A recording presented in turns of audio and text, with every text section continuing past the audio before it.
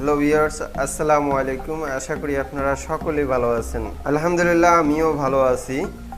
তো বরাবর আমি আইটি ভিশন কম্পিউটার ট্রেনিং সেন্টারের পক্ষ থেকে অনলাইন.ডট ইউটিউব চ্যানেলে আপনাদের সামনে আবারও আমি মাহমুদুল হাসান উপস্থিত হতে পেরেছি। তো ডিয়ার ভিউয়ার্স, আজকের যে ভিডিওটি নিয়ে আপনাদের সামনে এসেছি সেটা অত্যন্ত গুরুত্বপূর্ণ। যদি আপনি মনে করেন যে ভিডিওটি সর্বশেষ পর্যন্ত দেখবেন তাহলে নিজেকে অনেক উপকৃত করতে পারবেন। মনে রাখবেন, আমাদের আইটি ভিশন কম্পিউটার ট্রেনিং সেন্টারের যে লক্ষ্য উদ্দেশ্য সেটি হচ্ছে অনলাইন.ডট ইউটিউবের মাধ্যমে আপনাদেরকে কম্পিউটারের বিভিন্ন প্রোগ্রামের উপরে দক্ষতা ও নিজের জ্ঞানকে যাচাই করাই আমাদের এই চ্যানেলের কাজ। সো আপনারা অবশ্যই ধৈর্য সহকারে ভিডিওটি না টেনে সম্পূর্ণভাবে দেখার চেষ্টা করুন, তাহলে অনেকটা উপকৃত হতে পারবেন। তো চলুন আমরা আসলে কি ধরনের কাজটি আজকে শিখতে যাচ্ছি।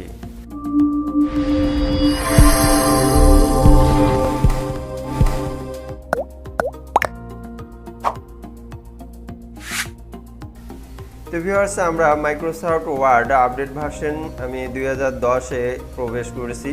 তো দেখুন, আমরা কিন্তু মাইক্রোসফট ওয়ার্ডের বিভিন্ন রকমের কাজ করে থাকি, এটা সত্য। তো আমরা কিন্তু আবার একই কাজ বিভিন্নভাবে করে থাকি, এটাও সত্য। আবার আমরা কিন্তু যেভাবে কাজগুলো করতে জানি সেটি হচ্ছে যে শর্টকাটভাবে, দ্রুত গতিতে, সবার থেকে একটু ভিন্নতাভাবে আমরা আমাদের ভিডিওগুলোর মাধ্যমে নিজেকে শিখে নিব, গুছিয়ে নিব কিভাবে আসলে মাইক্রোসফট ওয়ার্ডের কাজগুলো আমরা দ্রুত গতিতে সম্পন্ন করতে পারবো। তো আমরা প্রথমত যে কাজটি করব সেটি ফাইল মেনু থেকে আমরা পেজ সেটআপে চলে যাব। এখানে প্রিন্ট থেকে পেজ সেটআপে আসার পরে আমি ধরুন যে একটি প্যাড তৈরি করতে যাচ্ছি। সেই প্যাডটি সাধারণত একটু ভিন্নতা স্টাইলে প্যাডটি আজকে তৈরি করে দেখাবো, কারণ আমরা জানি যে অনেক সময় আমাদের বিভিন্ন খাতে বিভিন্ন প্রয়োজনে এই প্যাডের প্রয়োজন হয়ে থাকে, সেটা হোক বা ইউনিয়ন পরিষদ হোক বা কোনো অফিসিয়ালভাবে।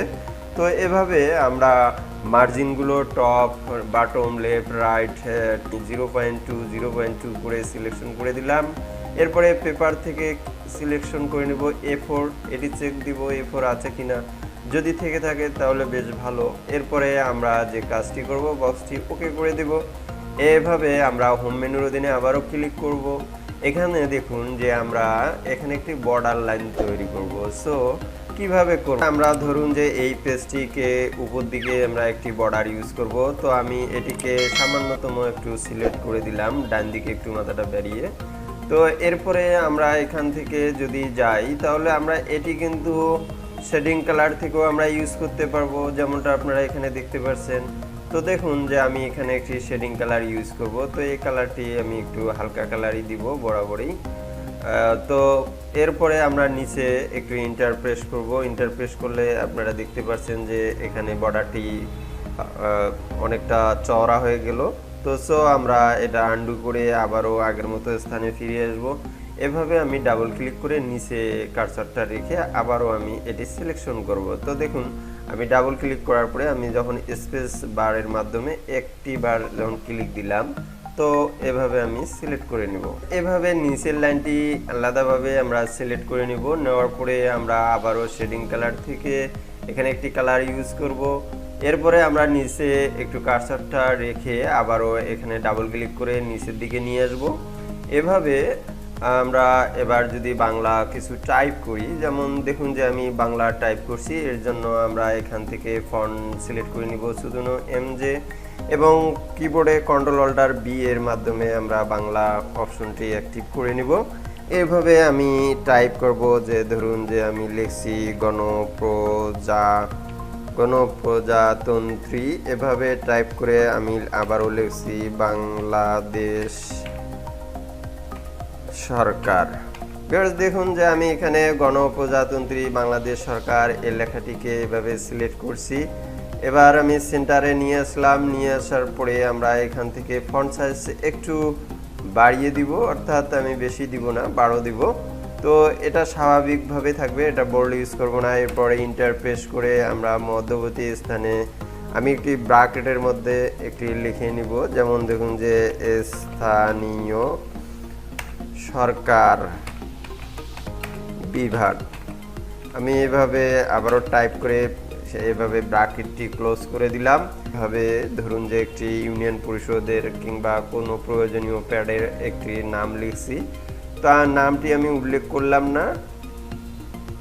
তো আপনারা যদি চান তাহলে এভাবে ডট দিয়েও ইউজ করতে পারেন। আপনারা চাইলে পুরো নামটা লিখতে পারেন। তো আমি আপনাদের বোঝানোর স্বার্থে এভাবে ডট ইউজ করলাম। এরপরে লিখলাম যে ইউনিয়ন পরিষদ। তো দেখুন যে আমি লিখতেছি ইউনিয়ন পরিষদ। আমি এভাবে ইউনিয়ন পরিষদ কার্যালয় পর্যন্ত লিখে দিলাম। আপনারা একটু দেখবেন যে আসলে ব্যাপারটা কি দাঁড়াচ্ছে, আপনারা একটু ধৈর্য সহকারে দেখুন। তো এবার দেখুন যে আমরা এখানে যে লেখাটি লিখেছি, তো এই লেখাটি এখন আমরা মার্ক করব ঠিক এই লাইনটি, কারণ যেহেতু এটি একটি কার্যালয়ের লেখা, সো এখানে আমরা কন্ট্রোল ধরে টাট ব্র্যাকেটটিকে এভাবে বড় একাধিকভাবে চাপ দিলে বড় হবে, তো বেশি বড় করা যাবে না, আমি একটু শর্ট করে নিয়ে আসলাম। অর্থাৎ এটা 20 থেকে 22 কিংবা 24-এর মধ্যে রাখেন, তাতেও সমস্যা নেই।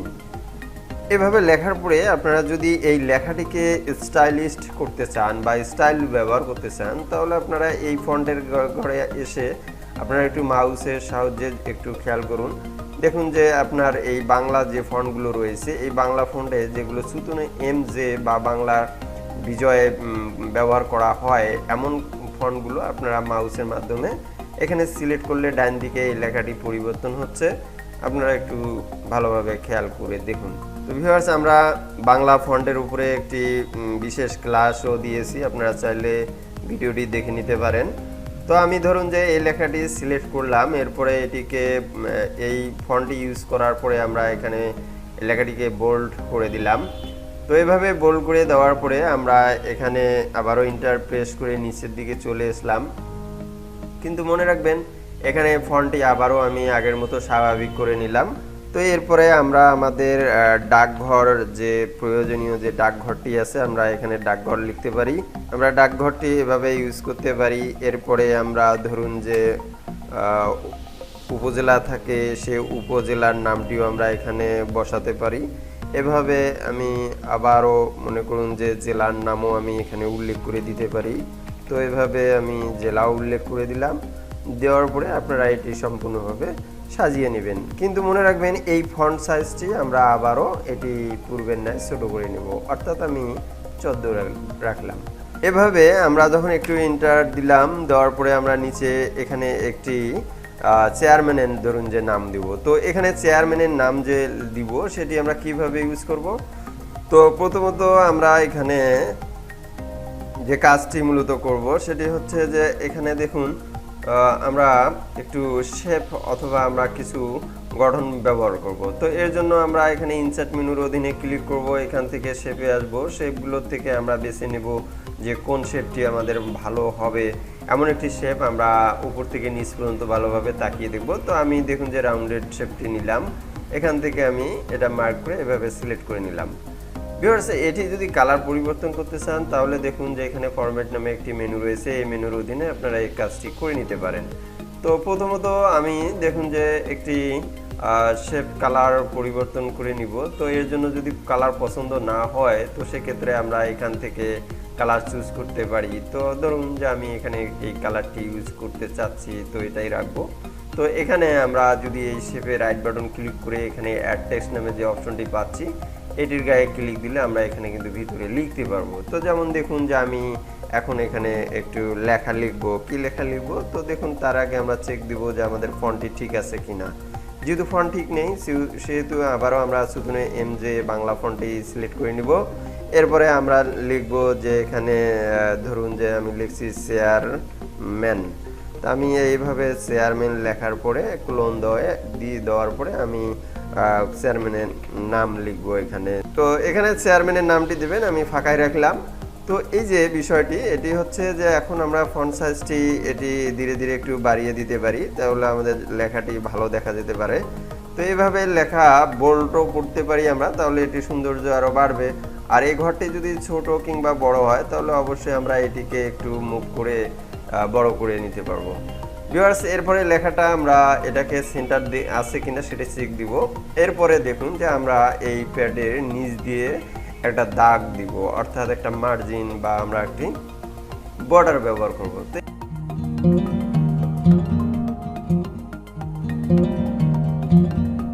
এই বর্ডারটি ব্যবহার করার জন্য আমরা যে কাজটি করতে পারি, ইনসার্ট মেনু থেকে আমরা এখানে যে শেপটা রয়েছে এই শেপে আমি লাইনটি এভাবে টেনে নিতে পারি। যেমন দেখুন যে আপনি যদি বাঁকা টানা হয় তাহলে কিবোর্ডের শিট বাটনটি ক্লিক করে আপনি যদি এভাবে টানেন তাহলে একদম নিখুঁতভাবে সোজা হয়ে যাবে। ভিউয়ার্স এখানে একটু খেয়াল করুন, আপনি যদি বর্ডারটি মোটা বা লাইনটি যদি মোটা দিতে চান তাহলে কিন্তু আপনারা এখানে আরও একটি বিষয় খেয়াল করুন যে এখানে অনেক ধরনের মোটা দাগ রয়েছে, আপনারা চাইলে এই দাগগুলো ইউজ করতে পারেন। তো আমি দেখুন যে আমি এখান থেকে এই মোটা দাগটি ইউজ করে নিলাম। ভিউয়ার্স এবার আমরা কার্সার পজিশনটা দেখব কোন জায়গায় আছে। এরপরে এইদিকে আমরা একটু ডাবল ক্লিক করে কার্সারটা এখানে রেখে আমরা কিন্তু বাংলা টাইপ করতে পারি। যেমন দেখুন যে আমি এখানে লিখব সূত্র।